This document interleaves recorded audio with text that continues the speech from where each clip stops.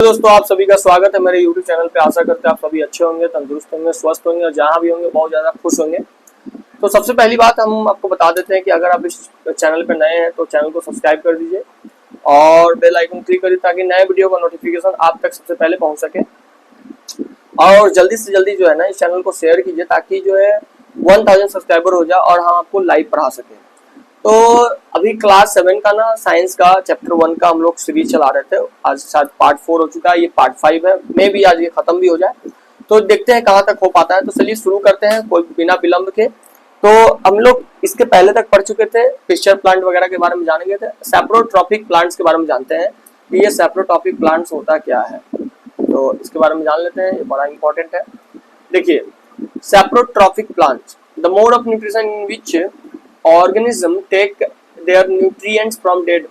तो जब dead and decaying, जब कोई ऑर्गेनिज्म जो है डेड एंड डिकेइंग मैटर से अपना भोजन प्राप्त करे यानी कि न्यूट्रिएंट्स ले ले, उसी को हम लोग सैप्रोट्रॉपिक न्यूट्रिशन कहते हैं। अब क्लियर हो गया होगा।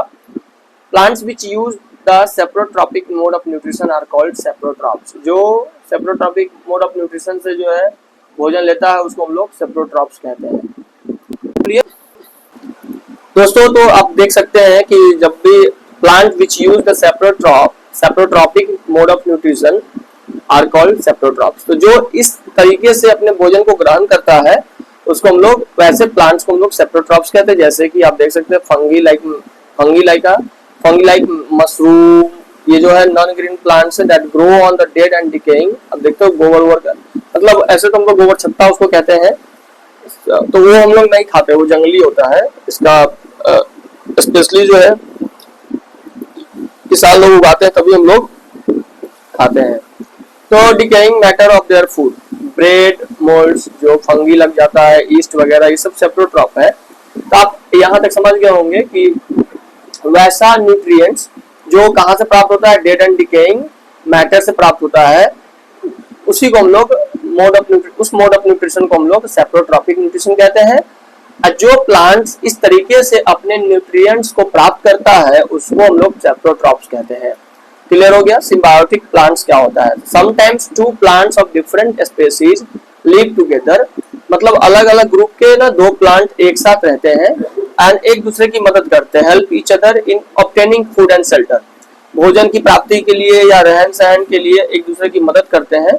उस तरह का जो लिविंग स्टैंडर्ड है उसको हम लोग सिम्बायोटिक कहते हैं। मतलब अब दो अलग अलग जगह से लोग आते हैं किसी फैक्ट्री वगैरह में काम करने के लिए, फैक्ट्री के ओनर के द्वारा उन्हें कहा जाता है कि आप दोनों एक कमरा में रहेंगे, क्योंकि एक आदमी अगर एक कमरा में रहेगा तो ओनर का ज्यादा पैसा खर्च होगा, तो वहाँ पे दो व्यक्ति को एक ही कमरा में रहने को दिया जाता है और दोनों एक दूसरे की मदद करते हैं, दोनों एक दूसरे को काम चलाते हैं और सुबह को वो खाना बनाएगा, रात को वो बनाएगा। तो इस तरीके से कंप्रोमाइज करके, एडजस्ट करके रहना को ही सिम्बायोटिक कहते हैं। This association is also called symbiosis and such plants are called symbiotic plants. तो इसको सिम्बायोसिस कहते हैं और इस तरीके का जो पौधा होता है जो कि दूसरे स्पेसीज के मदद की वजह से रहता है उसको सिम्बायोटिक प्लांट्स कहते हैं। The relationship in which two different organism live together, जब दो अलग अलग प्रकार के ऑर्गेनिज्म साथ में रहते हैं, share shelter and nutrients is called symbiotic relationship. तो उस रिलेशनशिप को हम लोग सिम्बायोटिक रिलेशनशिप कहते हैं। जैसे लिचेंस और राइजोबियम जो है ये इसी तरीके से रहते हैं, ये इन लोगों को हम लोग बोल सकते हैं सिम्बायोटिक है ये। तो लिचेंस is an association in which, lichen जो है इसको हम लोग शायद कांच कहते हैं, तो ये एल्गी के साथ रहता है, ठीक है। तो देखिए, lichens is an association in which algae and fungus, ये दोनों एक साथ रहते हैं, एल्गी एंड फंगस एक साथ रहते हैं, ये दोनों एक दूसरे की मदद करते हैं। इसका भोजन इसके द्वारा मिलता है और इसका भोजन इसके द्वारा मिलता है। The fungus provide shelter, fungus जो है वाटर मिनरल्स टू एल्गी, ये तीनों चीज जो है फंगस एल्गी को प्रोवाइड करता है। उसके बदले में algae provide food which is it's prepare by photosynthesis, क्योंकि फंगस तो नहीं बना सकता है लेकिन एल्गी तो बना लेता है फोटोसिंथेसिस, भोजन तो भोजन दे देता है। देखिए, तो दोनों एक दूसरे की मदद किया, इसको ये चीज का जरूरत है तो इसको बिजनेस डीलिंग भी कहते हैं कि आपको जिस चीज की आवश्यकता है आप ले लीजिए, हमें जिस चीज की आवश्यकता है हमको दे दीजिए और साथ में मिलकर के रहते हैं, that is called symbiosis. Replenishment of nutrients in soil, क्या होता है ना कि सॉइल से न्यूट्रिएंट्स खत्म हो जाता है फर्टिलाइजर्स वगैरह का यूज करने की वजह से, तो उसको वापस से कैसे उसमें रखा जा सकता है उसके बारे में हम लोग जानने की कोशिश करेंगे।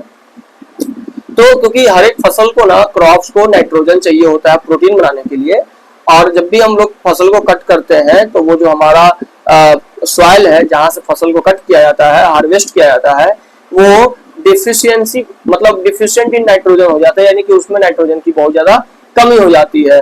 और plants can not use the nitrogen gas available in the atmosphere directly. We know that कि पेड़ पौधे डायरेक्टली एटमॉस्फेयर से नाइट्रोजन नहीं ले सकते हैं।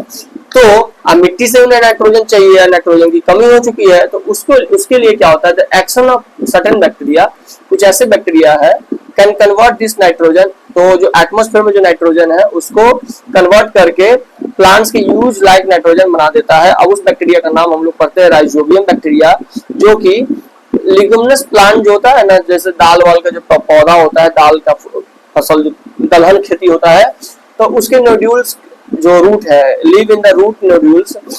देखे थे की दाल का जब फसल होता है तो इतना छोटा छोटा जो है ना उसमें से काला काला निकलता है, तो उसी में राइजोबियम बैक्टीरिया होता है। ये बैक्टीरिया क्या करता है, एटमॉस्फेयर के गैस से नाइट्रोजन को लेता है, उस नाइट्रोजन को वाटर सोल्यूबल नाइट्रोजन के कंपाउंड में बदल देता है, ताकि इट अवेलेबल टू द, अब ये किसके लिए होता है ये, तो ये जो है ना लिग्यूमिनस प्लांट के ग्रोथ के लिए होता है। तो ये प्रोसेस पूरा तो हो गया, लेकिन उसके वजह से क्या होता है, लिग्यूमिनस प्लांट की वजह से उस मिट्टी में नाइट्रोजन वापस आ जाता है, और उसके बाद हम उस फसल के बाद कोई अगला फसल जब उगाएंगे तो उसमें नाइट्रोजन हमें प्रचुर मात्रा में प्राप्त होगा। तो in return leguminous plant provide food and shelter to the bacteria. अब क्या होता है, लिग्यूमिनस प्लांट बैक्टीरिया को जगह देता है, खाना देता है, उसके बदले में, क्योंकि राइजोबियम बैक्टीरिया जो है खुद अपना भोजन नहीं बना पाता है, तो उसके बदले में क्या होता है, तो इसमें एक सिम्बायोटिक रिलेशनशिप बन गया। आपको पता ही है, लिग्यूमिनस प्लांट उसको क्या दिया, फूड एंड शेल्टर दिया, और बैक्टीरिया उसको क्या देता है, बदले में नाइट्रोजन देता है। तो इसको हम लोग सिम्बायोटिक रिलेशनशिप कहते हैं। This association is very important for the farmers and as they do not need to add nitrogen fertilizers to the soil in which leguminous plants are grown।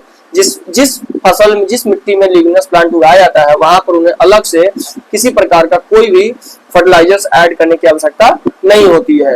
तो आई होप आपको अच्छे से समझ में आया होगा। इसीलिए किसानों को क्या करना चाहिए, हर एक फसल के बाद जब भी दलहन फसल का समय आए, यानी कि जायद सीजन जिसको कह सकते हैं, उसमें उन्हें दाल की खेती करनी चाहिए, मूंग का, मसूर का। इसमें क्या होता है, क्योंकि ये लिग्यूमिनस प्लांट है, इसमें राइजोबियम नाम बैक्टीरिया होता है, और वो बैक्टीरिया क्या करता है, नाइट्रोजन फिक्सेशन का काम करता है। तो इससे क्या होगा कि उसके बाद जब फसल लगाइएगा तो उसमें नाइट्रोजन की कमी नहीं होगी। तो आई होप आपको ये वीडियो अच्छे समझ में आया होगा, और ये जो चैप्टर है अल्टीमेटली खत्म हो चुका है। कल हम लोग साइंस में पढ़ेंगे, सॉरी मैथ्स का पढ़ेंगे, क्लास 7 का मैथ्स पढ़ेंगे, चैप्टर 1। तो आज के लिए इतना ही दोस्तों, thank you so much. Video अगर पसंद आया है तो आप उसको लाइक कर दीजिए, चैनल को सब्सक्राइब नहीं किया है सब्सक्राइब कर दीजिए और बेल आइकन को क्लिक करिए ताकि नए वीडियो का नोटिफिकेशन आप तक सबसे पहले मिल सके। चलिए मिलते हैं कल अगले वीडियो में।